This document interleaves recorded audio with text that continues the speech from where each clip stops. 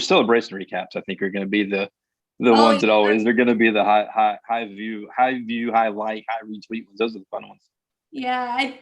I that one's like what 120,000 or something, and I'm like, I don't think I ever responded to every single one of them. I don't.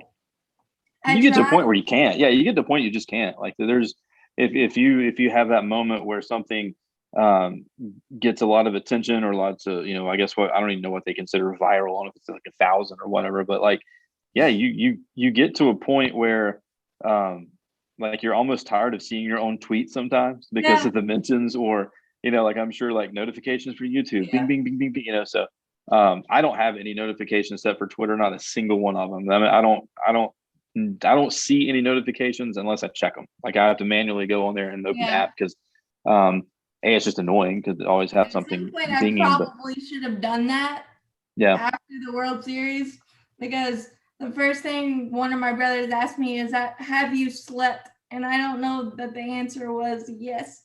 I did, but I don't know exactly how much. yeah, you're like maybe an hour, but that it's always funny. It makes me laugh whenever someone kind of gets their first taste of like a viral tweet or Banger, lots as of we like to call them. yeah. What do the kids say? Nah, But that's what we came up with. but it's what's funny is like people like that have their notifications on. Like my buddy Joel, Yeah, I remember he had a tweet not too long ago that had somewhere in the ballpark of like 600, 700 likes, and he was like, "My phone will not stop," and I'm like, "That's why I don't have them on because it would yeah. be a constant stream of dings and vibrates, and it not only does it make your phone die, but it's just like it takes all of the your time and energy to respond to people. So there's a lot of times, again, with kind of changing the way I do Twitter, like there's a lot of times where I just don't respond to people, not out of like, trying to be like, oh, I don't respond to people, but like you just don't have the time, or it's not worth it, or it's not going to improve your experience any. So a lot of times, It's one of, especially negative people, I just let it go. yeah. That was one of the greatest moments of my life, and the funny thing is, still to this day, since I've done podcasts, interviews, all this stuff, I cannot listen to myself. I cannot listen to myself when other people are watching or listening. I can't do I it. don't think anybody can. Yeah, I don't. There's not. I'm sure some people probably do, but I don't know of a lot of people that like the way their voice sounds or, the way they look on things. Like I'm not particularly fond of the way I sound. Um, yeah, you sound different in your head than you do on a Yeah. recording, obviously. But yeah, And I the amount of with people, YouTube you have to.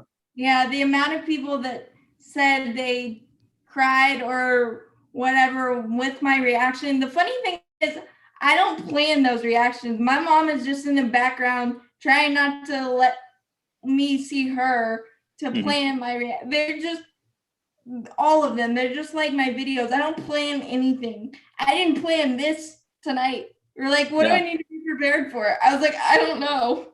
Conversation. Well, So that was out of that. To be completely honest, that was out of sheer um, intimidation of knowledge because I could see you being like, "Hey, so and so's got their whip is this and that," and I'm like, "Yeah, I oh don't know. no. I don't know stats." I I I don't I work for Talking Chops and Mhm. Chris, I don't know all the advanced metrics and all that junk. Chris Yeah, puts them in there for me. Like I know understand the little thing like whip, war, all that stuff a little bit. I understand that, but all the WOBA X blah blah blah yeah, Big Bang Theory stuff, no. He puts that in there for me. yeah. And I don't. It's mine's not like a lack of or like planting my flag in like the old like ERA and batting average kind of thing. I don't want to spend the time to invest into learning what all that stuff is. It's like the two things that I feel like I've like losing track with like the cool kids is sabermetrics and all this cryptocurrency stuff like Oh Dogecoin and God, stuff. no. I'm like I don't know.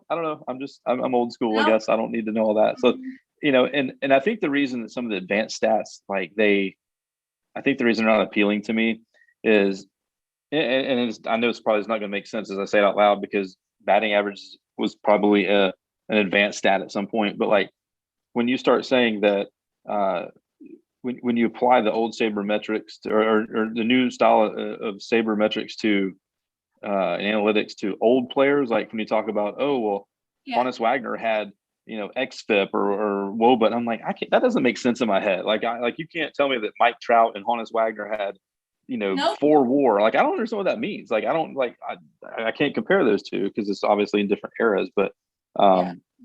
so yeah, I'm not an advanced stats guy. I'm not against the people that are. I think that's great that they've come up with other methods.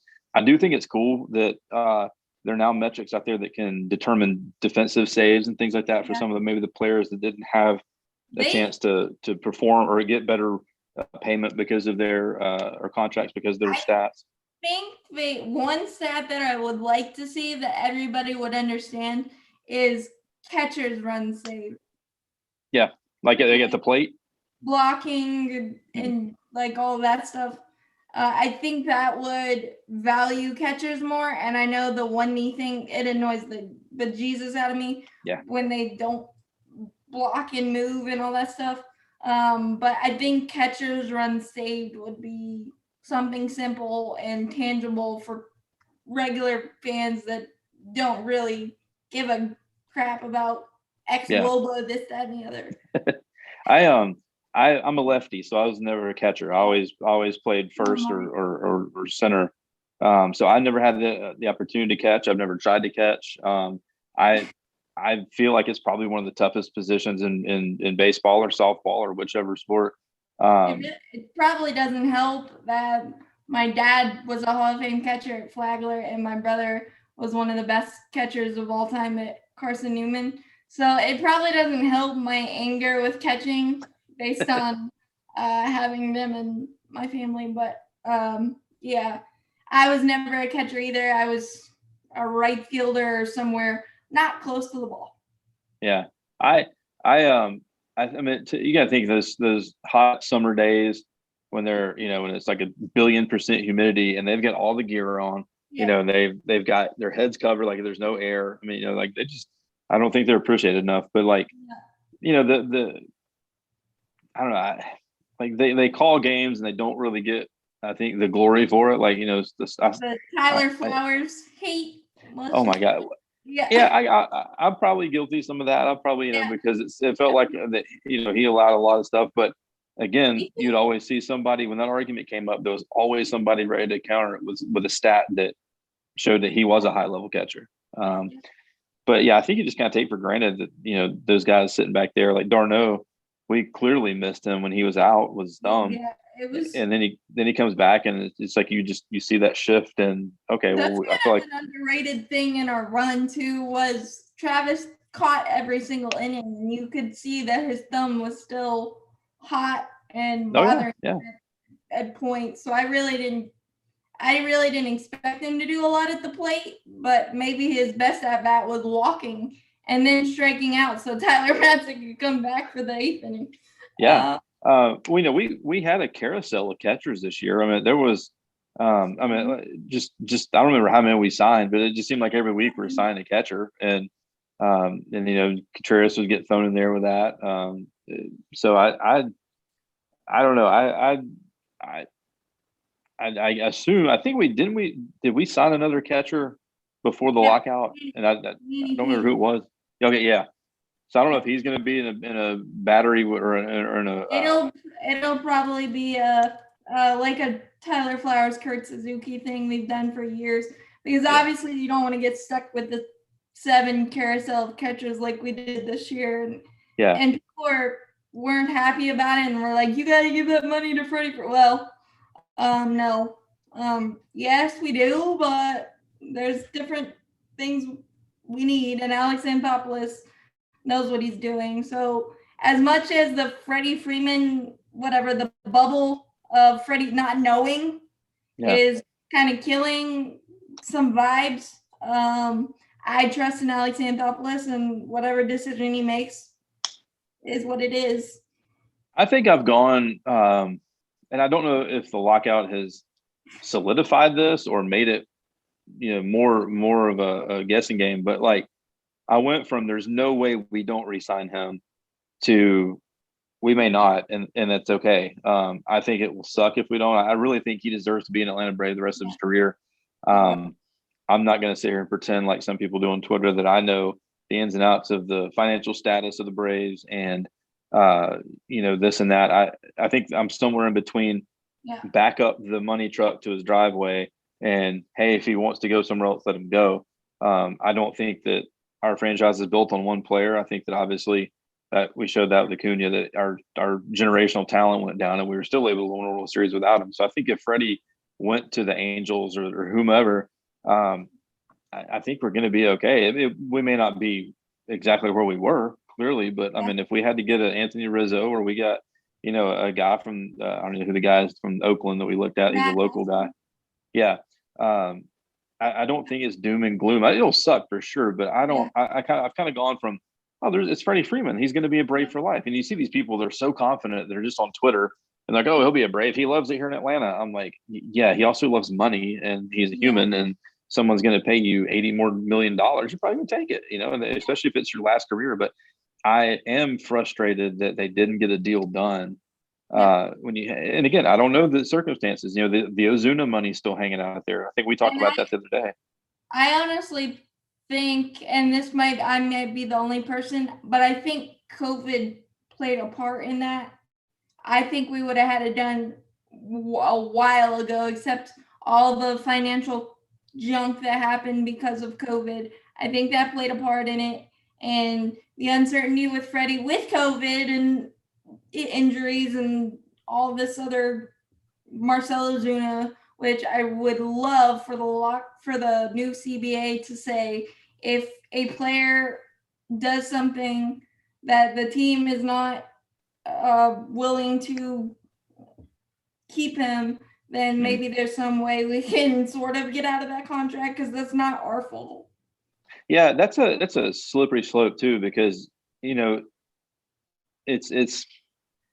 I think it'd be easy to say, if there's any criminal action there, then obviously they should be able to be let out of their contract from the team, from the team standpoint.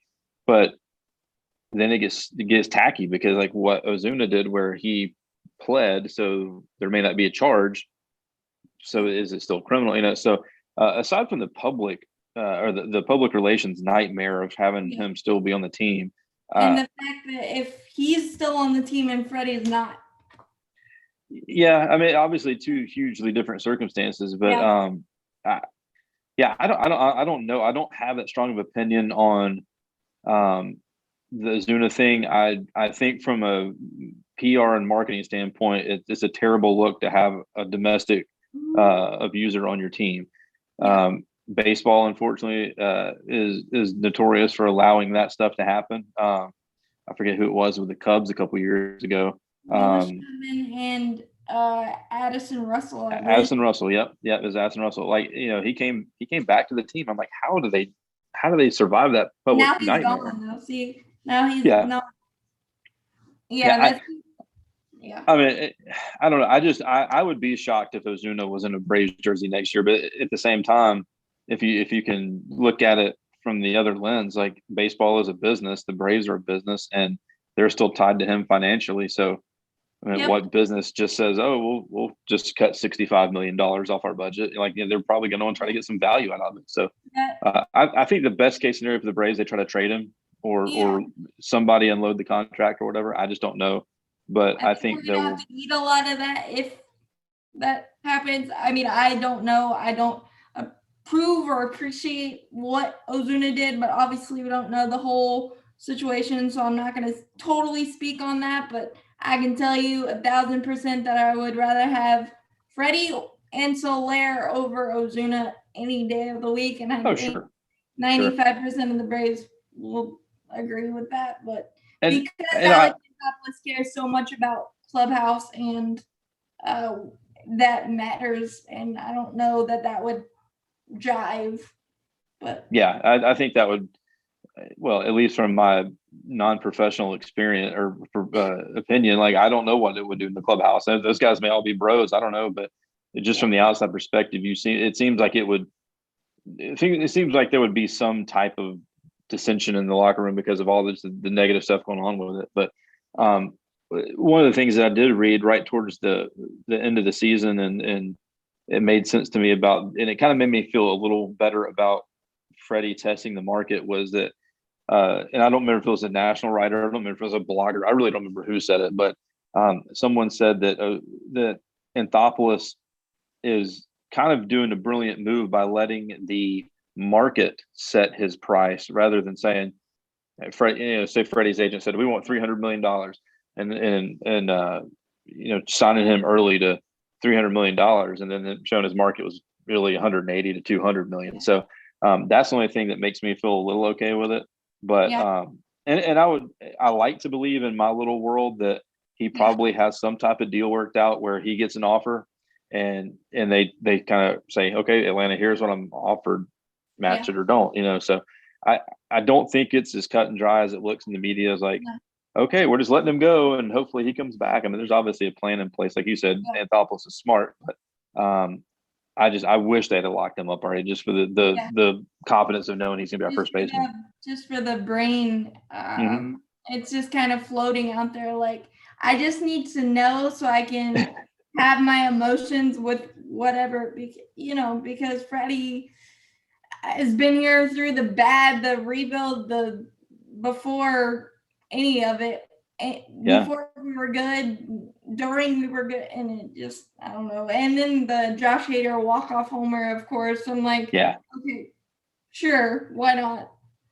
Well, his last at bat as a Brave was a home run. So, so if he does go elsewhere, like, to me, to hit the home run and the MDS to get us there, and then to his final at bat be a home run to kind of push us on to the World Series, like that, it'll be good. And I do think that if the lockout had not happened and he had signed with another team, say in November or even December, then we still have all this time that we're like, oh crap, if the baseball starts back and there's like 3 weeks before spring training and he signs somewhere else, it's kind of like, that sucks, but we got to get, like, baseball's coming, so it's something. So we'll see. My gut tells me he'll be in a Braves jersey this coming season, and for every other season he plays. Mine too. We'll see. And I think a lot of that depends on if they can get the DH and the NL. I don't know if that's going to be a bargaining chip in the negotiations or not. I would love to see it come to the National League full time, and you would be able to. Bob Nightingale tweeted, in a couple of weeks they're gonna make it official, so you know that, I don't know, that's probably not gonna happen. That usually means the opposite with him. So who knows? But if the NL gets the DH, guys like Freddie easily gets 3 or 4 years extended on their time of, especially for a position player, that he can just be a designated hitter. So to me, if he wants a 6th year, maybe a 7th year, like, again, I'm not a contract guy. He's already 32. I mean, given a long contract like that's risky. Anthopoulos doesn't do that to begin with. He's already been burned on the Zuna 4-year deal. So, and then the only other one he ever did was Russell Martin when he was with the Blue Jays, and that he got burned there too. So I mean, I get it. I mean, obviously he's got reasons that he doesn't want to do that. But to me, if you can get a guy like Freddie on a 6-year deal, that's pretty simple. I mean, I mean, to me, again, in my non-managerial experience, I would be like, oh yeah, do it. Like, sign that 6th year. It's just money and time, but obviously it's not my money and time. But I would think that they would get it done. I think that they get it complete, and I think he'll be our first baseman. Yeah. Out of Soler, Jock, or Eddie Rosario, which of those guys would you like to see back? Although I honestly don't think any of them will be back, in my opinion, just because they played so well. They're gonna get they got themselves they got a lot of attention. Okay, that's a tough question, because they all three kind of give you something different. I think that are we talking specifically for outfielders? Because I would love to have Soler as our DH if Freddie stays or goes. I would love to have Soler as a DH. I'm not that confident about him being out in the outfield as a full time. I still think he'd be a platoon outfielder just because his glove's not that solid. I mean, it's solid, but it's not what you'd expect from a everyday right fielder. But I like Jock Peterson's role off the bench, kind of in the playoffs, where we wasn't a whole lot of fielding time. It was more of just a bat. So of the three for the consistency. And I think you get a little bit of power, you get great defense, you get speed. I think Rosario would be my choice of those three, especially just the way he balled out, since he came over when he got healthy again. Turned But I think against the Dodgers, I don't think any of us had that one happening. Oh no, I was when they said that they were trading for him at the deadline, I actually had to Google him. I'm like, I've heard his name, but I don't know like anything about Rosario because I'm not a huge American League guy. I don't follow a lot of American League stuff. So I'd heard his name. I certainly knew who he was name wise, but I didn't know. Is he good? What does he play? What does he do? And then finally he was hurt. I'm like, well, this doesn't make a whole lot of sense. But we got him for basically a panda costume. So to me, that was the most brilliant heist that Anthopoulos pulled this year. But I just think each one of those guys offers so many different things. That I think that you got Rosario, who is solid. You got Soler, that's a great hitter with the gloves, and then you got Jock in the middle. But I think that Rosario would get you more consistency every day. You can kind of lean on him a little more than you would Jock. And I think Jock wants to play every day, but I don't know if that would work here. Because right now, I think our outfield is Adam Duvall. I don't know if Acuna is going to be back at the beginning of the year, and Christian Pache. I don't know. That's not a lot of depth and not a lot of proven stuff there. And obviously with the lockout and everything, who knows? But and I don't know. We got some of those guys on 1-year deals. We got a couple guys. Like who's the guy that we signed? He was on the playoff roster. That he was basically a guy for steals. Yeah. No, Arcia. He came from the Brewers. It was some guy we hired or we signed that was just basically gonna be a base runner. Terrence Moore. Yeah. Terrence Moore. Like I don't know if it was just a deal for the playoffs. Like I don't know the contracts of most of these guys, but I don't know. It depends on when the season starts, but you keep seeing Acuna in a batting cage. It looks fantastic. Yeah. Granted, I don't know if that's all we see. We don't see him taking fly balls and stuff, but he may be ready. Adrian Peterson and be back opening day. And just be completely shocked. I don't know. Drew Waters is still in the system. I know he hasn't progressed like everyone thought he was going to. So I don't know if he'll get a shot this year. It's definitely muddied. The outfield is definitely a muddy situation, especially with Ozuna and whatever happens there. I was really taken back by Pache not coming back to form. Like, he was on the opening day roster and then they sent him down. And I was like, okay, this will just be some adjustments and he'll be back. He's going to be on this roster all year. And then not to really see him again until just towards the end is just kind of strange. So I would normally think like he would be a lock for one of those positions, but I don't know. So outfield is super muddy right now, and is not a situation you technically want to be in. Coming off a World Series, I guess it's a little easier to swallow. But and I guess it just depends on what Soler and what Jock and Rosario were looking for. I think they're going to want. I can see Soler going back to the American League to be a DH, and especially if we don't get it here. But someone will sign Jock for sure for a decent amount of money for him to be an everyday player. I don't think it's here in Atlanta, and he's too much talent to be just a bench guy. I mean, you're never going to Jock Peterson as your bench guy. I don't think. Not at this stage in his career. Maybe in a couple of years, but I don't know. I would love to see Rosario stick around. Yeah. I think he's a solid piece. I like him, and I think he fit well here. He did. We do have Heredia. I think didn't we re-sign Heredia? Yeah. So he could be one of the. Yeah. That's the Heredia with the swords. I can't believe at the World Series parade he had a samurai sword. I think. One of my most absolute favorite pictures from this entire season is it was I want to say Fried's walk off when Fried was it's an overhead or kind of like looking down and Fried is running like he's literally turning the bag and Heredia is already on the inside of the line with his sword. I thought he was gonna touch him. I was like, when I saw that picture, I was like, oh God, don't touch him. I'm like, I was like, but that's one of my absolute favorite pictures because it's like one of those like baseball no context pictures where just like what in the like if you just showed that to someone that didn't understand baseball, they're like, what am I looking at? Like, why is there a dude in the field with swords and there's like a base run, Yeah. His energy is fantastic. I think he's one of those likable characters you like. Like you talk about Clubhouse, I think he Yeah. is awesome for the Clubhouse. Like he was certainly one of the guys I think that energized people, that kind of kept that mojo going through the playoff run. Funnily enough, I think Stephen Vogt was that too. Do you Stephen think he Vogt. would? Do you think he would have played? We talked about d'Arnaud taking every pitch of the postseason.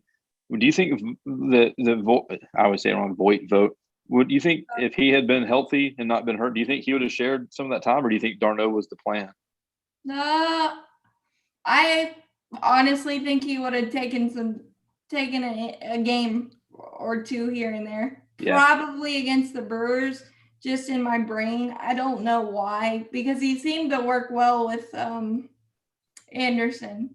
I liked him a lot. I mean, he had a little bit of better than Kevin Smith, put it that way. But he provided a little bit of pop with his bat. I think he hit a couple dingers while he was with us before he got hurt. But of all the catching carousel that we had this year, I liked him the best of the ones that we brought in. That was very underrated, and I think that was more of a clubhouse move. So was Jock, because that was right after Acuna went down. Yeah. But I'm surprised at how much I like Stephen Vogt. Because I knew who he was, but I didn't realize the intangibles of what he brought. Leadership. I mean, he's experienced. He's kind of like a stalwart, as long as being around. He knows how to call the games. Yeah. And like you said with Anderson, who was, I mean, to me, he still don't necessarily know exactly what you're going to get out of him 100% of the time. And I think having a guy like him behind the plate kind of probably anchors that. But I wish he'd not been hurt. It'd been fun to see what he could have helped in the playoff, or at least in the postseason. Yeah, because I don't think I wanted to see Contreras a plate appearance or behind the plate. I was sitting there thinking, I think it was game 1 of the NLCS. We had ran out of pitchers and position players, and we were down to bare bones, and I was like, oh God, we're gonna have to go with Terrence Gore actually batting, and I was like, okay. So I mean, it would have been nice to have that security blanket of somebody that could have caught behind the plate during the playoffs. Sure. In that spot. Yeah. I was thinking it's funny. I was thinking you talking about having people hit that aren't used to it. Mentor getting an at bat this year was hilarious. That's just the Jesus out of him and Snicker, because he was probably like, stand there. Just stand there. Just don't swing the bat. Don't move. Like, please don't mess this up. That's what when Kevin Smith was still with us, I was like, dude, just don't swing, man. Like, just don't put us in a spot we get a double play. Like, just don't swing. Please don't. Oddly enough, he got two hits off of Jacob deGrom, but how does that make sense? But the Marlins walked him to get to Max Fried for the walk-off. So that was beautiful. Loved it. But Kevin Smith, I still to this day believe that he was brought in for Charlie Morton, just because of that. They were that battery that they had played together, and they called games for him. So I think that was kind of the reason in that. And obviously he didn't produce like we thought he was going to. But Stephen Vogt was. I liked him a lot. I don't know what his deal is. I don't know if he's going to retire, and he's getting on up there for catcher. I think he's close to close to the expiration, given his hip injury or dislocated whatever he did. But speaking of Charlie Morton, that was an epic turnaround of epic turnarounds for him. Because I think we talked multiple times, like, okay, Charlie Morton was supposed to be the calming force of our rotation, and most of the time I was screaming at my TV at him for his inconsistency early. Like he just couldn't find it. I mean, it's like you kind of get sold on this guy. Like, the reason we brought him in is because of the World Series experience that he's had, and he's a great pitcher, and he can kind of step in for Soroka with leadership and this and that, and then he just kind of takes a big turd, and you're like, that's like, this is the guy why don't you bring this guy in? But if I'm not mistaken, wasn't he dealing with some stuff with his like Yeah, his dad or something, or yeah. family or something. So I mean, yeah, you never know what's going on, but obviously I something. think COVID might have played a part in that too with his family. I don't think he ever got it, but Yeah. in the world we live in now, who knows? But But what about you think Soroka will be ready to roll? my brain says probably June. But that's just my brain hoping, I guess, because Yeah. we haven't heard any updates or anything of that nature because of the lockout and teams can't necessarily blah blah blah. Yeah. But June, I really just want to see that kid back on a mound. Yeah. I really do. That the May 19th, 2019, I watched him pitch a shutout against the St. Louis Cardinals. That's the same night I met Kelsey and Oh, that's Paul. awesome.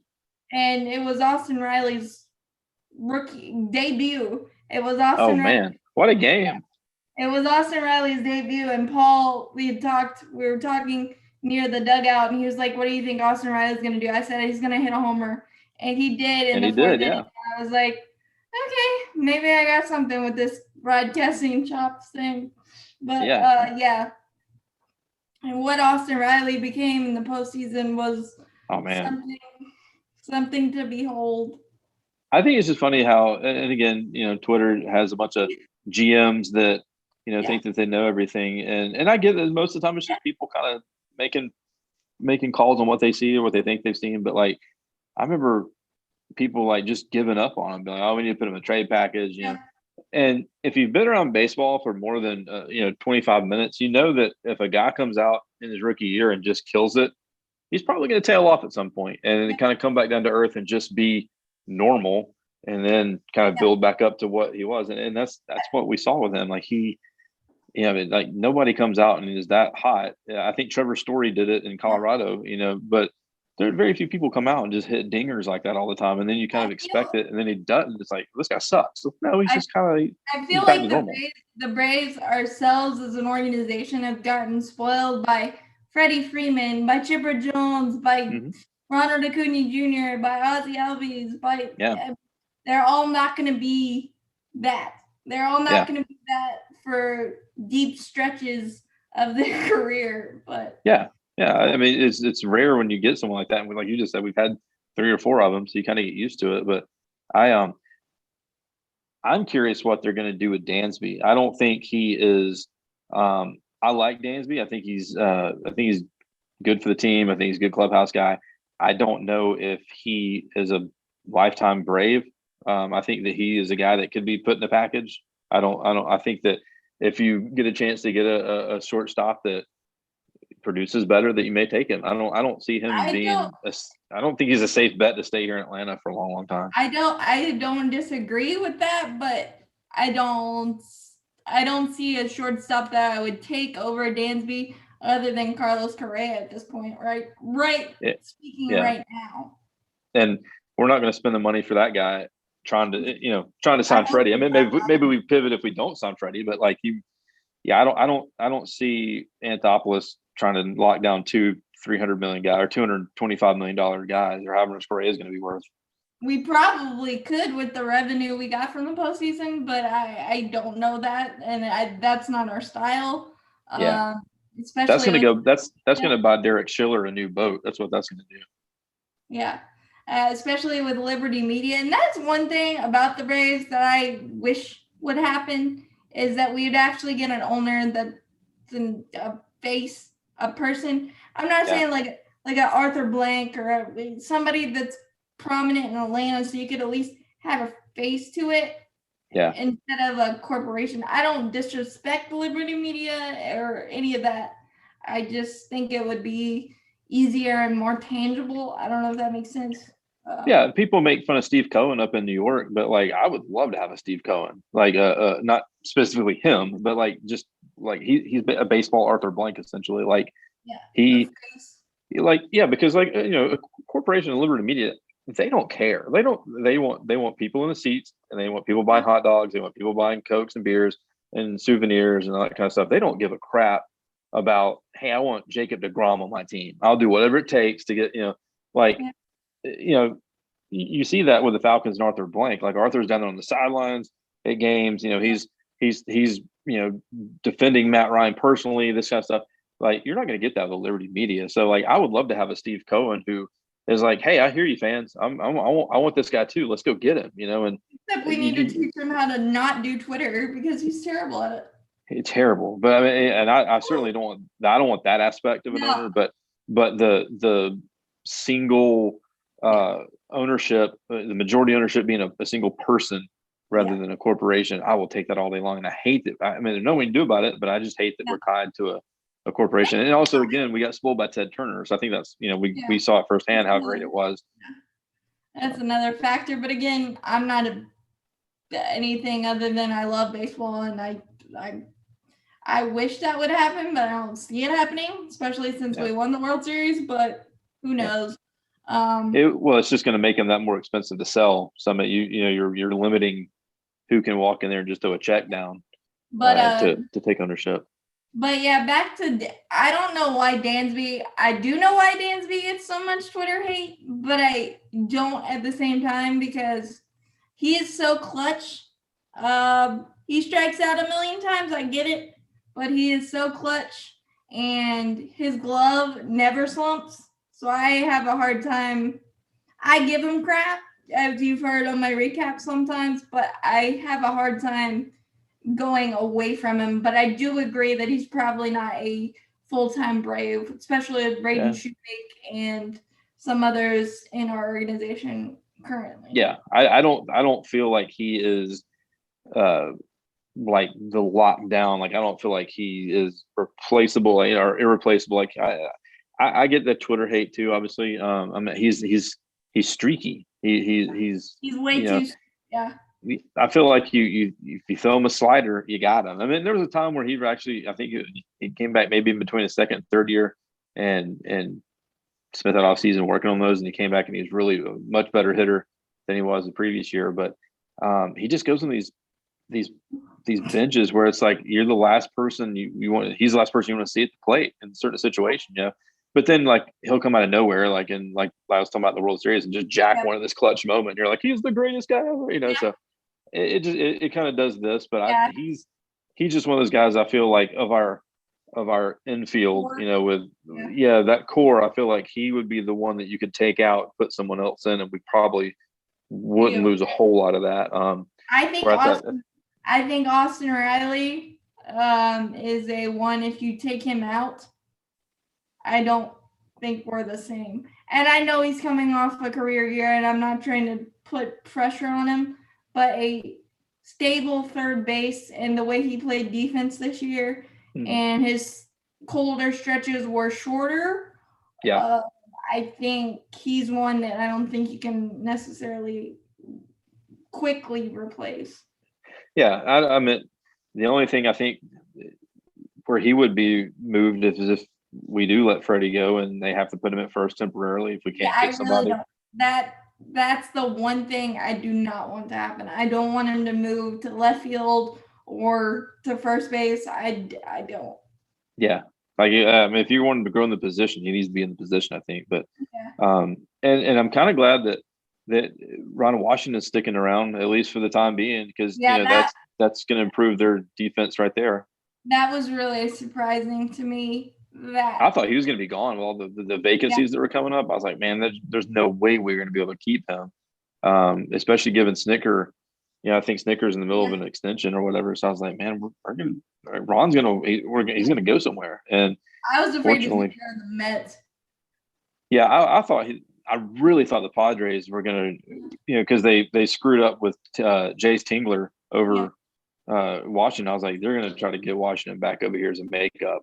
And I'm glad they didn't. I'm really glad they didn't. But he had some ice in his veins with some of those sins that he had during the playoffs. Yeah. So it makes me queasy thinking about it. Yeah, I mean he definitely likes that windmill. Like he will send somebody and not even think about it. And I'm just like, holy crap! But I mean, sometimes it works, sometimes it doesn't. It only sucks when they don't work out, obviously. But there's like sending Freddie Freeman sometimes. I'm like, have you seen Freddie looks like a giraffe learning how to walk when he Yeah. runs. I was like, that's not a guy that I'm thinking, yeah, let's send him as the cutoff man's getting the ball. Like that's not a guy that the Lair a couple of times in the postseason where I was like, okay. And then Eddie Rosario on that 8th inning Aussie yes, hit we had to sneak it. Yeah. Yeah. I was like, okay, that's not sure. I think Ron sends him and just kind of like cringes. He's like, okay, maybe look good. Do it for me because yeah. I did. But I'm glad he's sticking around. I think he deserves to be a manager. I think he'll get another shot at it eventually. But I thought at some point, maybe I really thought that maybe after Snitker won the World Series that he may retire because the guy's been in baseball for 40 something years. And I was like, he like retire going away, and then they'd slide maybe the sunset type of. Yeah, and I thought maybe they'd slide Wash or Weiss over there, but it sounds like Snitker wants to keep doing it for a while. I don't really understand how we got such a experienced and great coaching staff, to be honest. I'm really happy that we have been able to, but I honestly don't know how, given what they've done in their careers and their experience. I thought they would Walt Weiss get another shot or Rick Kranitz even though I think I wanted him fired in April. But God, I will take full responsibility for hating on Rick Kranitz because we had pitcher woes all year long. Even with some of the pitchers that we've had, we still had those woes. And it's easy to get swept up in some of the Twitter hate and comments and stuff. And I perpetuate it sometimes. Sometimes I do it as a joke just to make people laugh. But I don't fully understand the role in game of a pitching coach other than assisting with bullpen calls and stuff like that. You go out there to settle them down. Yeah. There's nothing you're going to be able to tell that guy that's pitched for 5-6 years. It's a seasoned pitcher. There's nothing you're going to be able to tell him out there other than, hey, calm down, reset. Maybe let's throw a slider here instead of a curve. But I'm like, man, what is Rick Kranitz doing? Come on. Seitzer's a good hitting coach. Yeah. Weiss used to be a manager. Ron Wash used to be a manager. Yeah, we got a great coach or staff.